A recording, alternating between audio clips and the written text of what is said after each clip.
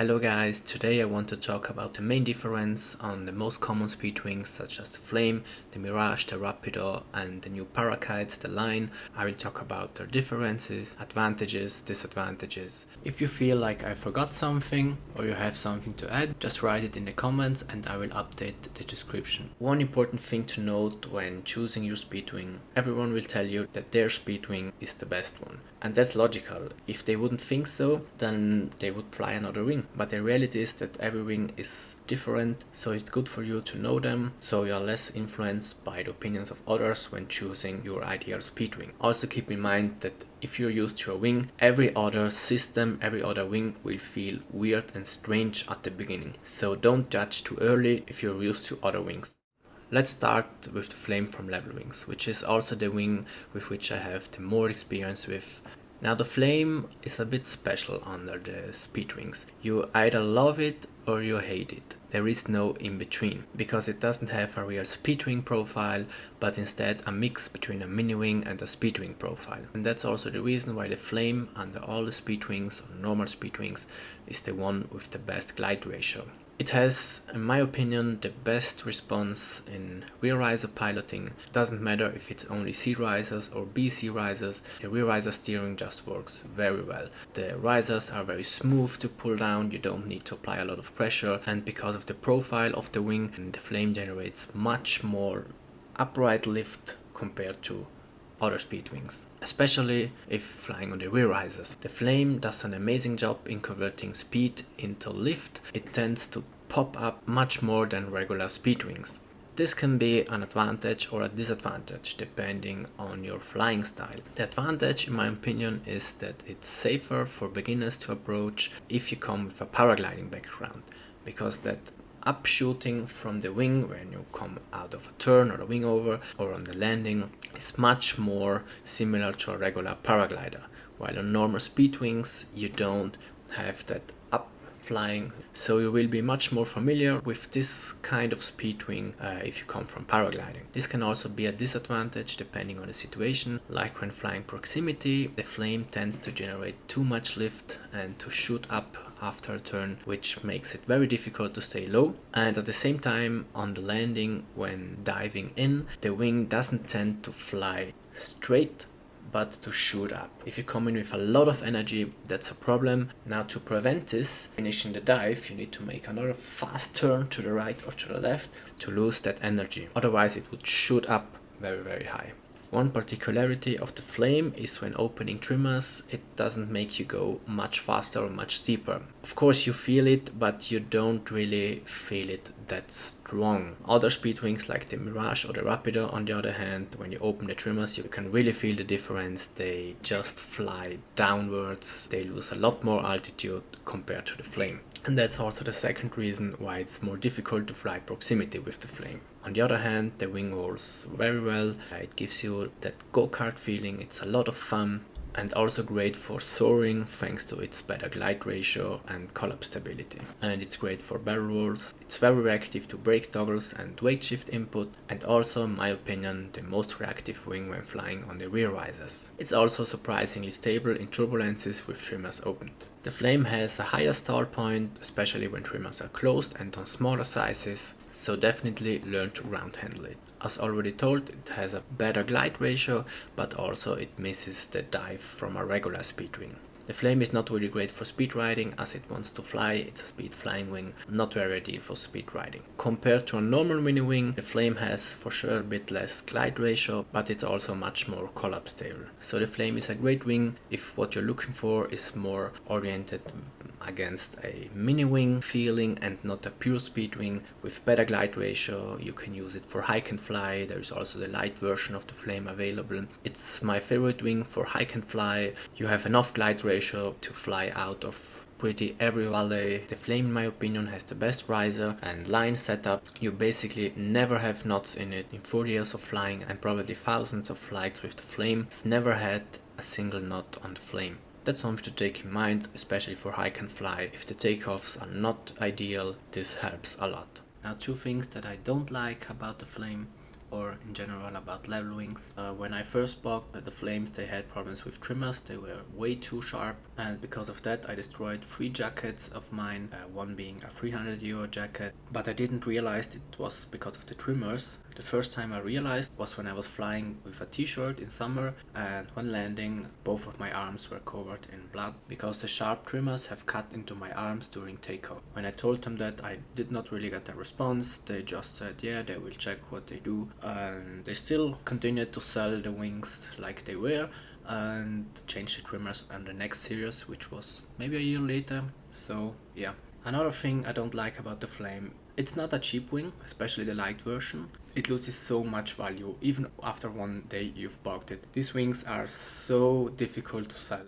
Now let's talk about the Rapido from Ozone. The Rapido is probably the most collapse resistant speed wing out there, if we don't take the speed riding wings in considerations, of course. From the 3 speed wings, Flame, Mirage, Rapido, the Rapido is the one that flies the steepest when trims are opened, and this makes a huge difference when proximity flying. After 2 years of flying with the Flame, I had to develop a good amount of skills to stay low. I had to practice a lot, and it was still difficult to stay low. As you can see, I need to make a lot of turns. When I first switched to the Rapido, I was like, this is so easy, you don't need to do anything. Just watch, I'm flying straight. I do not even need to make a turn. So depending on the terrain, if your wings fly steeper, it may be much easier to fly proximity. According to Benny from Speed Flying School, the Rapido 3 is overall the best and safest high performance speed wing out there and has the biggest glide angle range, from steep to best glide. And it's more collapse resistant than its competitors. The Rapido also works very well for speed riding, so definitely a very good all-rounder. Now the evolution of the Rapido 3, the Rapido R3X, has a few changes compared to the R3. It has shorter lines, so it rolls more, and it's a lightweight fabric, so good for hike and fly, hike and speed fly. But on the same time, a lighter fabric means it's less durable, so you need to pay more attention. Other than the shorter lines, a very big difference are the new risers compared to the R3. The R3 is okay on flying on rear risers, but only on the C ones. It's pretty hard though to pull the risers down. It's much more comfortable on a Flame or on the new R3X, which has new risers with a BC bridge built in. So rear riser flying C or BC is much more comfortable on the R3X compared to the R3. Now I want to talk about the Mirage. I want to note that I've experienced with every speed wing I mentioned until now, but with the Mirage my experience is limited. I flew it a few times, I didn't really like it, but that's personal. So I will rely a lot on the experience of others and also on the informations given by Benny from Speed Flying School on his site. The Mirage was the benchmark for speed flying for many years, but now I think things are changed. The Mirage is easy to ride on skis, so it's definitely a good all-rounder, but one thing to keep in mind that it's measured smaller. To match an 11 meter Rapido, you need about a 12.5 meters Mirage. So if you buy an 11 meter Mirage, you know that it's in reality less than 10 meters. Now in the new Mirage RS2, the real flat sizes are written on the swing side. Now the Mirage RS and RS Plus doesn't work well on rear riser flying, because the risers starts vibrating. The Mirage RS2 has improved that by applying a bridge, so flying on C-risers work much better than on the previous Mirage, but in my opinion, for rear-riser flying, the Rapido and the Flame still work much better. And also it's not really great when flying on the bridge. Compared to its previous versions, the Mirage RS2 also tends to level up, not as strongly as the Flame, but you will notice it. So it's not anymore sticking to the ground while swooping it on landing. Riding on skis got more difficult with the RS2 compared to older versions, especially for beginners. So it works well for speed flying beginners, but for speed riding it's much more trickier than the older versions or than the Rapido 3. Also it's probably not as stable as the older versions of the Mirage, and it gets really bumpy. So compared to the older versions, the Mirage RS2 is more reactive, has a better glide and a better rear riser steering, but in exchange it also tends to shoot up on landing and doesn't stick to the ground anymore. The risers are more complicated and it feels more scary to fly in turbulences. Now let's talk about the new parakites, and especially about the line. Like Benny is writing on his website, the Moustache has changed soaring forever, the line will change speed flying, and I can only agree to this to 100%. The line is not comparable to any other Speedwing. It's just crazy. You need to try it to know what I'm talking about, but of course the line is not always your best choice. So that's why I will tell you now the advantages and disadvantages of the line. First of all, the line has a different profile than all the other Speedwings. In fact, it has a reflex profile, which is extremely stable. You don't want to get a collapse on a reflex, but it's also very unlikely to get one. The line makes proximity flying easier and safer, but on the other hand, you have much more speed, which can be more difficult to handle for beginners. The line converts speed into lift much better than any classic Speedwing out there. It has more glide than any other Speedwing, as well as much more dive, and it flies faster than any other wing. To match the speed and the dive of a Speedwing, you need to fly a much bigger size on the line. For instance, they say that a 13 line has the same speed and dive of a classic 9 meter wing, and I can only agree to that. I was used to fly the 11 meter R3X, and when I first tried the 13 meter line, I could immediately feel that the line was much faster. I could really feel that difference in speed and also dives a lot more.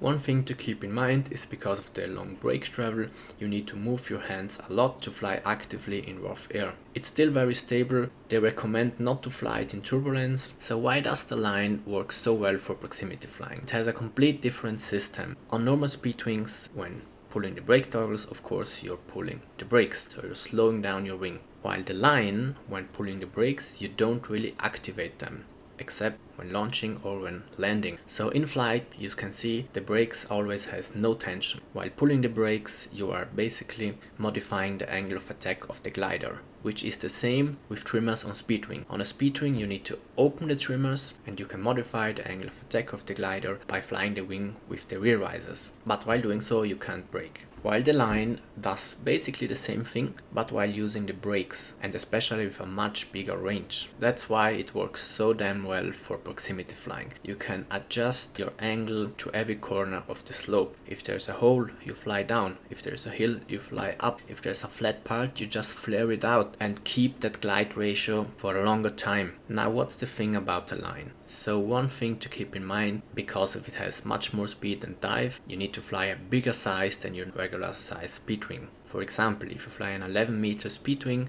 you will fly a 13 meter line. And because of its bigger size and also longer lines, it will roll less than your Speedwing you were used to. This may be important if you need to make sharp turns. It's a bit less reactive, of course, than your smaller Speedwing that you were used to. Also, barrel rolls don't feel as fast as rolly on the line, but that's just because you're flying a bigger size. If you fly the 11 or 10 meter line, the barrel rolls work very well.